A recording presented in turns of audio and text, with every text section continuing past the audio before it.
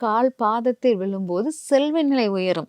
ஆனால் அது வந்து என்னன்னா, நம்ம சனியின் கர்மாக்குள்ள இடமாக பாதம் இருப்பதினால், நம்மளுக்கு நெறைய ஆஸ்பத்திரி செலவு, இதெல்லாம் ஏற்படக்கூடியதா இருக்கும். பயண விஷயங்கள் ஏற்படும். பயணம் போக வேண்டிய விஷயங்கள்லாம் ஏற்படும் அப்படிங்கிறத எடுத்துக்கலாம். இதே தொடை பகுதியில விழுந்துச்சு அப்படின்னு சொன்னா? தொடைப்பகுதியில் விழும்போது பெற்றோர்களுடைய நீங்க பெற்றோருக்கு நல்லது செய்ய மாட்டீங்க. உங்களால் பெற்றோருக்கு கெடுதல் வரப்போகுது.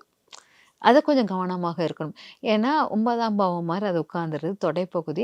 அந்த இடத்துல வந்து உட்காரும்போது அது குரு காரகத்துவம் தொடை.